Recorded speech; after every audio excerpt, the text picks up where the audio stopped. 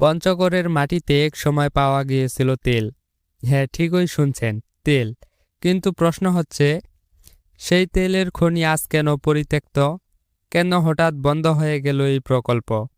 পঞ্চগড়ে কেরোসিন তেলের খনি কেন কাউকে জানতে দেওয়া হয়নি। মাটির ৯০০ মিটার নিচেই ছিল পেট্রোল অকটেনের বিপুল মজুদ, কিন্তু উদ্বোধনের মাত্র ৭ দিনেই রহস্যজনক হেলিকপ্টার আর বিদেশি চাপে চিরতরে সিলগালা করা হয় খনিমুখ।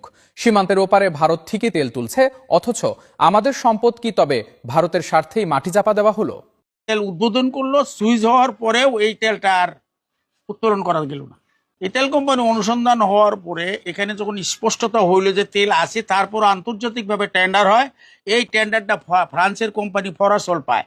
ফরাসল কোম্পানি আপনার প্রশাসন সরকার, আমরা তো জনগণ বুঝিনি, প্রশাসন বলছে তেল এখানে নাই, আমরা তেল কোম্পানি বন্ধ হয়ে যাবে, তেল এখানে হবে না। অলাভজনক কথাও বলে নাই বা তেল খালি নাই, মানুষ এভাবেই নিশ্চুপ হয়ে গেছে। বরফের মতো নিঃশব্দ করলে মানুষের মনে কুলুপ এমনি এমনি আটকে গেছে। হ্যাঁ, এটা সঠিক। ফরাসল কোম্পানি এখানে সিলগালা করার পরে ওনারা ওই কোম্পানি সীমান্ত থেকে ৫ কিলোমিটার উপরে জলপাইগুড়ি ডিস্ট্রিক্টের রায়গঞ্জ থানার জামাদারপাড়া গ্রামে এখনো তারা তেল উত্তোলন করতেছে। দর্শক, আমি এখন অবস্থান করছি পঞ্চগড় জেলার তেঁতুলিয়া উপজেলার শালবাহান এলাকায়।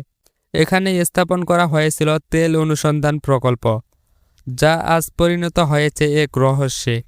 আপনারা দেখতে পাচ্ছেন এই পুরনো যন্ত্রপাতি, মরিচা ধরা পাইপলাইন আর নিস্তব্ধ পরিবেশ সবই সাক্ষী দিচ্ছে এক সময় এখানে কাজ চলত। স্থানীয় সূত্র ও বিভিন্ন তথ্য অনুযায়ী ১৯৮০-র দশকের শেষের দিকে এখানে তেলের সন্ধান পাওয়া যায়। এরপর অনুসন্ধান কার্যক্রমও শুরু হয়, কিন্তু কিছুদিন পরই হঠাৎ করে বন্ধ হয়ে যায় পুরো কার্যক্রম। কিন্তু কেন? তেল কি পর্যাপ্ত ছিল না, নাকি অন্য কোনো চাপ ছিল, নাকি পরিকল্পনার অভাব? পরে এর সাথে বেচা দিলে ঘুষ দিছে, ওরা গেছে গা। সব পাকা মুঞ্জা পাকি করে থুয়া গেছে গা। মনে করেন যত ডালাই আসিন, সিমেন্টের বালু পাথর সব আমাদের ডালছে, কুয়ার ডালছে। এই যে এগুলা সহ আছে, খুঁজলে গাছি গরম জানা পাওয়া যায়। মানে খালি একটা মাঠ আছিল, মাঠের ভিতর মেলার দেশ লইয়া চালিয়া ওই তেল ছাবিয়া এখানে পাইছে এই মাঠটা। তারপর তো উড়োজাহাজ মেলা কিছু গড়দোয়ার সবকিছু আনছে, এইটার ময়লা ওই দিঘি মাঝে ফেলাইছে, এটা আমরা জানি। স্থানীয়দের দাবি, প্রকল্পটি হঠাৎ করেই বন্ধ হয়ে যায়, কিন্তু স্পষ্ট কোনো তথ্য তারা পাননি।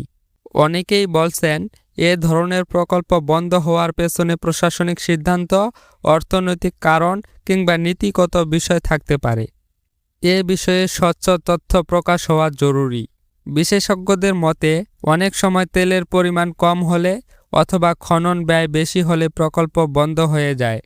আবার কখনো বিদেশি কোম্পানি বা নীতিগত সিদ্ধান্ত বড় ভূমিকা রাখে।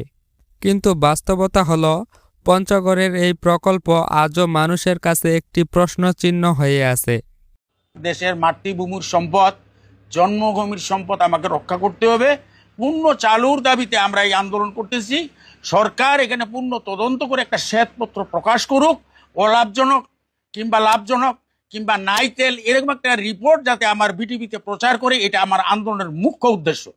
আমরা জনগণ যেহেতু সেই আমলে আপনার ৩৫ কোটি টাকা পেট্রোল বাংলায় ইনভেস্ট করছে, যে তেলটা বের হয়েছে উদ্বোধনের প্রেসিডেন্টের মাধ্যমে, সেই তেলটা বের হওয়ার জন্যই তো তারপরে ফরাসল কোম্পানিটা নিচ্ছে। তাহলে আমি এখন পলিসি মেকারে আক্রান্ত করে ভারতের দাদাগিরির জন্য শালবাহানের তেলের আমরা মনে করি জনগণ গলা টিপে হত্যা করেছে। ২০০১ সাল থেকে আমরা বাড়ি করে আসি। যদি এখানে খনন খনি, তেল খনি তো অবশ্যই আছে। ওরা তো যখন বলছে ১০০% গ্যারেন্টি, ওরা সঠিকভাবেই বলছে যে পরীক্ষা নিরীক্ষা করার পরে এখানে নির্ধারিত করছে, সঠিক ওরা দিছে, তথ্য দিছে। দেওয়ার পরে যখন চলে যাওয়ার পরে আমরা ২০০১ সাল থেকে বাড়ি করে আসি জমি কিনে।